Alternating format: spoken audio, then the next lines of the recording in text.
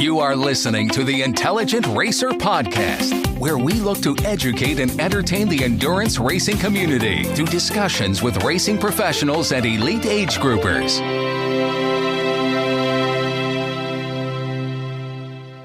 In today's episode, I speak with ultra swimmer Sarah Thomas. She recently swam for 56 hours straight, covering 82 miles in Lake Powell. We talk about that adventure and others. I hope you enjoy. Sarah, welcome to the podcast. How are you doing today? I'm good. So let's start off with learning a little bit about your swim background. How did you get into swimming and then ultimately go into the ultra distances? Sure. So I have pretty much been swimming since I can remember. My mom signed me up for parent-taught swim lessons when I was about the age of 1, and so I don't have any memories in my whole life of not ever knowing how to swim. When I was 6, I remember being in swim lessons, and the swim team was coming in after we were done with our swim lessons, and all summer long I begged my dad to let me join the swim team, and so he held true to his word, and so the next summer when I was 7, I joined a summer league swim team, and so I did that for a couple of years. And then when we moved to Texas, when I was 9, we signed me and my sister, we signed up for a year-round swim team. So I've been swimming year-round pretty much since I was 10 years old. Swam in high school, and I swam for the University of Connecticut in college. Cool. Awesome. And what distances and strokes did you focus on? When I was younger, I was a breaststroker. So I did the 100 and 200 breaststroke. And then somewhere in my junior and senior year, we started to realize that during swim meets, I was always swimming the best at the third day of the swim meet. And in my breaststroke, when I would do the 200, I was taking the first 100 out almost as fast as the second 100, which is not necessarily a good thing when you're trying to swim fast. And so my coach kind of decided that maybe we should try some of the distance events. So my senior year of high school, I swam the 500, the 1,000, the mile. And then when I was in college, I did the distance events there as well. Very cool. Yeah, I wish I started when I was 1 year old. I mean, obviously swam in camp and stuff, but then I repicked it back up in my late 30s and for triathlons, and it's been a bit of a battle. So it's one of those things I wish I did my entire life. And, you know, it's obviously a great sport you can do forever. So that's really cool. I always tell people that learning to swim as an adult is probably one of the hardest things I think you can try and pick up. When you have a lifetime of it, it's just natural, but when you're trying to pick it up as an adult, it's so hard. And I feel for people who are trying to learn it for a triathlon or just for fitness, because it's hard. Yeah. I mean, why do you think that is? Is it just that we're sort of, as you get older, harder to kind of change old habits and things, and as a kid, you're willing to do anything and try anything? Or I do definitely think that's part of it. I think so much of swimming is just feel for the water. And when you have a lifetime of knowing what feels right, it's easier to learn it and to maintain it than when you're an adult, and it's just harder to know your body and to know how you need to float in the water. I think it's hard to get that feel when you're older. Yeah, for sure. It's interesting because, I totally can relate to that. And it's just sort of like the more I swim and the more often I swim, like if I swim 1 day a week versus 4 or 5 days a week, my feel for the water is totally different. And over time, I can really kind of pick up my speed and feel, a lot better. But I've only been swimming for 3 years nonstop. So I can only imagine how it would be if I swim for 30 plus years. It'd be a lot more productive. Exactly. And I do always tell people that, like, I feel like 4 days a week is the cusp. So if you want to get better at swimming, you really do have to do it 4 times a week at least in order to see some improvement. Because, I don't know, people ask me all the time if I cross-train or, what else I do. And there's nothing better for swimming than swimming. So if you want to get better at swimming, you just have to swim as much as possible. Right. Good advice. So then how did you ultimately get into the ultra distance swimming? Sure. So when I graduated from college, I moved to Denver for grad school. I joined a master's team, which is like an adult swim team. And when I did that, there was a lot of people who were training for one of our local 10K open water races. And as much as I had been swimming and, we used to go to my grandparents' lake house in the summer when I was a kid, but it had never occurred to me to try like an actual open water swim race. And so all these people were training for this race, and I thought, that sounds like a lot of fun.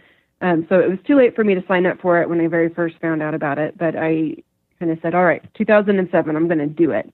So I did. I signed up for this 10K swim in Fort Collins, and I loved it. I just remember like halfway through, and I was thinking, oh my gosh, this is what I should have been doing forever. Like, I wish I had known about this when I was a kid. So I think I was 25 when I did that first race, and it was just one of those things that I fell in love with immediately. You know, the water I think was like 72 degrees, and back then that was kind of cold for me, but it didn't bother me too much. I loved the distance. I loved being outside. I loved not having lane ropes to, you know, kind of confine me. I liked that it was a race, but it wasn't necessarily ultra competitive. You know, it was more about going out and doing something as a personal challenge and a personal achievement rather than trying to beat everyone else who was in the water. Right. I loved that there was all age groups of people doing it. I was one of the younger ones doing it, but there was also, I think, a couple of, you know, teenagers who were doing it and people all the way up in their 60s and 70s doing it. So it was just a really cool event, and I loved it.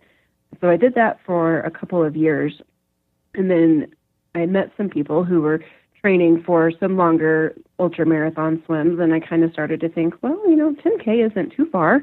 I can probably do more than that. And so I just kind of, talking with people that I knew who were doing it, picked up some training tips. You know, they suggested that the Catalina Channel was probably a good place to start for a first marathon swim. And so that's, it's about a 20-mile swim from Catalina Island back to the coast of California. And then you land just a little bit north of LA in San Pedro. And so I signed up to do that. In 2010 was when I did it. And I loved it. It was hard. It was terrible.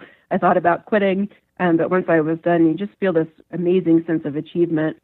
You know, no one's there to watch you other than your crew. Right. And so it can be lonely. It's very much a solo, doing it by yourself type of a thing. But I loved it. It's just kind of like when I did that first 10K, doing my first, 20-mile swim, I was like, hey, this is pretty great. Yeah, very cool. I mean, it's so hard for me to wrap my head around. It was actually hard for me to wrap my head around 2.4 mile swims, which is what an Ironman swim is. And then I did that and I was like, okay, but 20 miles or above, oh man, that's a whole different league. And that's why I'm so impressed and wanted to talk to you. So let's talk about some of your swims. I guess one of your most recent was in Lake Powell, and you did a close to, 82-mile swim, and it took around 56 hours. Can you just talk about that experience? I mean, first of all, how did you conceptualize this and come up with this idea to swim there and for that distance? Sure. So I always tell people that this swim was kind of the culmination of, nearly 9 years of open water swimming. So, as I kind of started to get into the longer distances, I kind of wanted to start pushing more to see what else I could achieve. So in 2013, I had completed a 50-mile swim. And after I did that, I really felt like I could go further than 50 miles. And I had some commitments in 2014 and 2015 that kind of prevented me from being able to train and even really plan and think about something longer than a 50-mile swim that had never been done before. So kind of as 2015 was wrapping up, me and some of my friends here, we started looking for lakes in continental United States that we could get to fairly easily, that had, places where we could rent boats so that I could have, good boat support from crew. We were looking at places that, like if there was a medical emergency, I could have support for a medical emergency. And so we had a lot of just really practical things like, okay, what even makes sense? I think there was a lake in Alaska that I really want to swim, but there's no roads to it. So you'd have to get a helicopter in, and there's not place for a whole bunch of people to stay. So, there's places like that would be really cool, but it's not really practical if you want to talk about swimming for a couple of days. So, as far as, planning and logistics, it took several months to find a route that would work, to lock down boats, to kind of figure out how I was going to get people to and from the lake, and all of that kind of stuff. So I guess some of the challenges around this, just from a kind of an outsider's point of view, someone who doesn't understand how to swim that long, would be, first of all, let's, tackle the sleep deprivation. So you swam for 56 hours straight. I mean, how was that? I mean, how did you train for it? Did you have a lot of issues with the sleep deprivation? I know when, I talked to a lot of ultra runners and things, and they kind of go through periods of hallucination and seeing things. I mean, did you encounter any of that? I will say that the sleep deprivation was probably the piece of this that I was the most afraid of. I felt really confident that I could swim for that long, but I just didn't know how my body was going to react to being awake for that long. I talked to a couple of surgeons who have experienced staying awake for that long and kind of got their tips for staying awake. I talked to a former Navy SEAL about how they go through hell week without a lot of sleep. And then one of the things that really kind of like made me realize that I could probably do it was I watched the Barkley Marathons documentary on Netflix. Yeah, I love that. Yes, me too. And I'm telling you, those are my people. Oh, yeah. Well, I've interviewed a few of the finishers, so you'll have to check it out. This year's finisher and a couple years ago, I've interviewed them on the podcast. So yeah, I saw your interview with John, which was awesome. Yep. So, but just like watching that, I'm like, okay, there are people who can stay awake for 60 hours. So it just for me, knowing that it was possible was a big, just kind of a relief and a confidence booster. But I had been told to expect hallucinations. I knew everything terrible that could happen with staying awake for that long. And, I had plans to like try and stay awake over the summer and just kind of see how it went if I stayed awake. But it seemed like that was always going to conflict with actual training. Yeah. And I wanted to make sure that I had the training. So, I had stayed awake. The longest I'd been awake for previously, I think, was between like 35 and 40 hours, somewhere in there. So I kind of knew that I could do it up until that point. And then everything after that was going to be an unknown. We took some caffeine with us. I had some electrolyte tablets that have caffeine in them. And I'm not normally a caffeine drinker, so for me, a little bit of caffeine goes a very long way. And we went for it, and I was petrified. It was probably one of my biggest mental blocks during my first night, because I was so worried during that very first night of swimming that I wasn't going to be able to make it through the second night. And I built it up to be really terrible in my brain.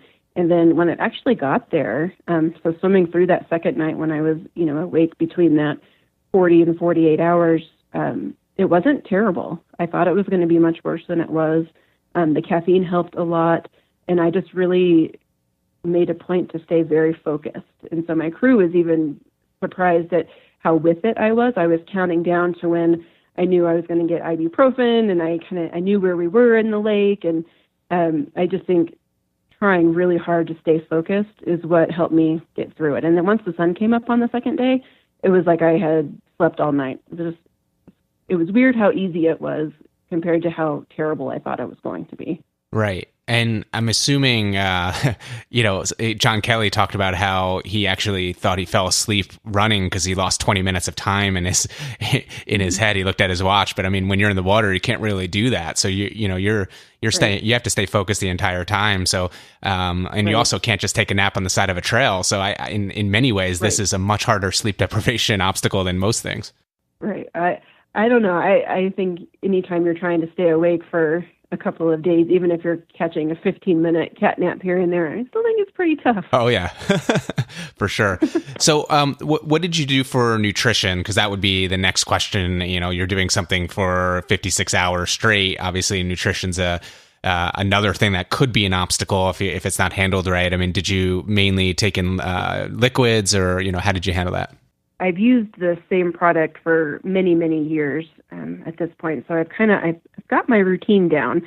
So I wasn't too nervous about that piece going into it. But again, when you're swimming for a few days, you never know what might come up. So I do consume mostly liquids, and I use a product called Carbo Pro, which is a straight maltodextrin complex carbohydrate. So I take in about 250 calories per hour, and I stop every 30 minutes to take a drink. And every time I stop, it's like about 30 seconds of just like treading water. So I take in about 8 ounces of water every 30 minutes with my Carbo Pro. And I do mix in a little bit of protein. My early swims, I found I was craving cheeseburgers. really Nice. in a bad way, craving cheeseburgers. And that's not something I normally crave. So kind of, after a couple of times of really wanting a cheeseburger, we decided I probably should try a little bit of protein mixed in with my carbs. And then I flavor it with either an electrolyte tablet or just a little bit of apple juice to give it some flavor. Gotcha. And I pretty much just do that the whole time. When I hit the 30-hour mark of this swim, I was feeling a little down. I was colder than I wanted to be. And my crew asked me, like, is there something that you want to, like, eat rather than liquids? Because, it's been 30 hours and all you've had are liquid. And so I knew kind of what food we had on the boat. I'd done all the meal planning for the crew for when we were out on the lake. And I knew we had some risotto on the boat. And I was like, can anyone make me some risotto? And they were like, Awesome. Are you sure? And I was like, yeah, I'm really sure. So they made me some. They gave it to me in a Ziploc bag, and I kind of squeezed it into my mouth. So I don't know how much I actually ate, but they gave it to me maybe 3 or 4 times after that, and it was amazing. I can imagine. Carbo Pro and risotto. That's 56 hours. Awesome. That is so funny. That's very cool. And so from a training perspective, obviously, the amount of swimming you had to do to prepare for this has to be immense. I mean, what kind of training plan did you have? I mean, what was your average weekly volume? And did you, I don't even know how you prepare for something this long. So I'm just curious at a high level what your plan was. So I don't like to say that I'm type A in life normally. I like to be a little like laid back and relaxed.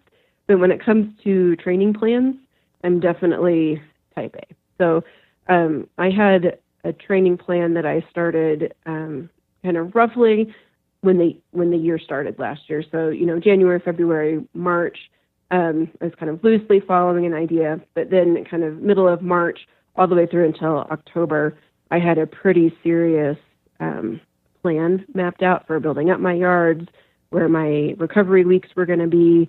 I had some just family and life commitments. So those were kind of worked in so that, I knew if I had to be out of town or travel for work or all of that was kind of planned into my summer.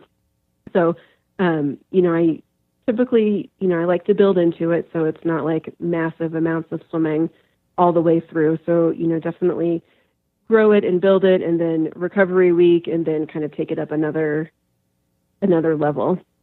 So when I talk to non-swimmers, it's hard to conceptualize how much swimming is because you don't necessarily understand yards and meters and stuff. But kind of at my peak, I was swimming kind of between 90,000 and 100,000 meters Oh, wow. a week, and that represents probably somewhere between 20 and 30 hours of swimming at my max. Yeah, I would say a good week for me is between 7,000 and 10,000 meters, but I'm not a great swimmer. But to put it into context, Right. I'm training for Ironmans and I'm doing that. I mean, that's on the low Right. side probably compared to some people, but you're doing a lot more than that, 10 times more. But Yeah, a lot. Oh, I was just going to say, the amount of swimming that I was doing to prepare for this was more than I was doing as a competitive swimmer in high school and college. right. That puts things in perspective too. Right. And so before you mentioned that ultimately you get questions around cross training and you're saying, just get in the water and swim. But, when you're doing this kind of volume, did you do any strength or cross training or anything to prevent overuse injuries, or is it just a matter of you built up slowly but surely over time and it's okay? If I had time, I would love to do some just like weights for my shoulders and, some core work. But really, when you're swimming as much as you have to swim to train for this, I just don't have time between working and swimming, and there's no room in my schedule for anything extra. So in a perfect world, I would do all of that, but I definitely don't. Right. Okay, so why don't we switch gears a little bit and talk about some of your other swims? There's one in particular that I'm interested in, but I want to hear about a few of them. But I live in New York City, and so you've done this swim around the Manhattan Island, and that to me seems really incredible. So could you talk about that a little bit? I mean, what was that experience like, and just kind of explain that for distance and any challenges? So that was the second marathon swim that I ever did. And I did that in 2011, and I was coming off my Catalina swim, and I had planned it because after Catalina, I signed up to do the English Channel, but there's a wait list for the English Channel. And so I wasn't able to do the English Channel until 2012. So I signed up to do the Manhattan Island Marathon swim, just kind of as a training swim to get more experience. And I really went into it not knowing what to expect. It's a 28.5-mile swim around the island of Manhattan, and you start at Battery Cove, kind of across from the Statue of Liberty. You swim up the East River and then kind of across the Harlem and then down the Hudson. And, when you think of like 28.5 miles, you think, oh gosh, that's a really long way. But it is very current assisted. So you pick up a lot of speed from the rivers, and they time it with the tides. So, you get a pretty good pull in the East River, and then the Harlem doesn't move quite as fast. But then when you're coming down the Hudson, you are cruising. I don't think there's very many places that you'll get to swim as fast as when you're swimming down the Hudson River. Because it's almost like you take 3 or 4 strokes and you've swum a whole entire city block. And so it's just a really cool perspective. And I had been to New York, I went to college in Connecticut. So, I'd done all the touristy stuff, but, it's a really unique perspective to see the city from the river. When you're looking up at these huge buildings and there's all the cool bridges that you get to swim under. The George Washington Bridge is massive. Yeah. And it looks big when you're driving on it in a car, and then it's even bigger when you're swimming underneath it. Oh, I can imagine. So, that swim, it was to this day, it's probably one of my most favorite swims, just because it was so much fun. There's so many things to look at, and things are going on, and it was a fantastic, wonderful, good time swim for sure. Sounds awesome. And I guess when you compare it versus a channel where at points you're probably not able to see anything but water, it is kind of cool to have that kind of, yeah. So in terms of the 3 big famous swims, or, the English Channel, Catalina, and Manhattan, is there one that stuck out as being the most difficult, or are they all kind of have their own challenges?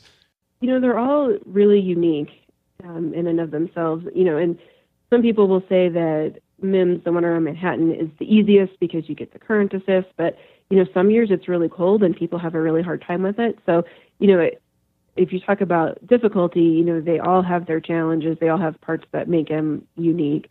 For me, the hardest one was the Catalina Channel. It was the first one I did. I didn't have my nutrition figured out quite right yet, and I was in a lot of pain. Even after Lake Powell, I didn't hurt nearly as much as I hurt after I swam Catalina. So for me, Catalina is like the measure of, is it as bad as Catalina? Am I as sore as I was at Catalina?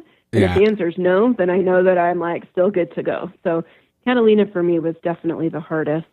MIMS is definitely the kind of the most fun, the most interesting.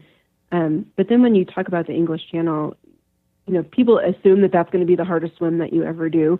And I just got lucky. I had really great weather. Okay, yeah. I got to start at 7 a.m. Sometimes they start you in the middle of the night. So, I just had a great day in the English Channel. And there's just something magical about that swim. And I don't think I realized it until I got there. It's a magical place. It's a magical swim. And I always tell people that if you think you have the ability to swim the English Channel, you should go do it, because it's a once-in-a-lifetime experience. And what's the distance on that one? Point to point, it's about 21 miles. The tides are pretty strong, so no one ever swims exactly 21 miles because they pull you up and down and all around. So I have no idea how far I actually swam, because we don't necessarily measure that. But it pulls you around. So very cool. 21 miles. Cool. And then one more silly question, I guess, but you swam in Loch Ness in Scotland. I assume you didn't see the Loch Ness Monster, but how was that? I mean, obviously the Scottish Highlands are gorgeous and beautiful. I mean, that had to be a cool swim. Yeah, no, that was a really cool swim.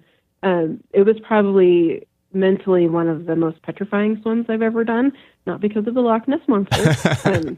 We did go looking for her, but didn't find her, unfortunately. But that water is really cold. There's not very many people, maybe like somewhere between 10 and 15 people in the history of forever who have swum the length of Loch Ness without a wetsuit on, because it's so cold. The water temperatures average between like 50 and 55 degrees. Right. Oh, wow.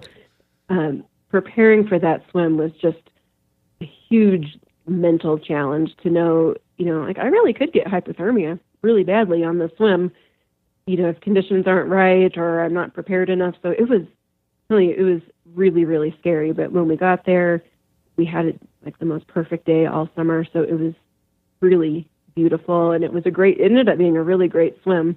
But the build up to it was very tough. Cool. And so I guess we're just about out of time here. So one final question would be, what's next? I think I read you're heading to New Zealand in 2018. Is that your next big swim? What else do you have planned?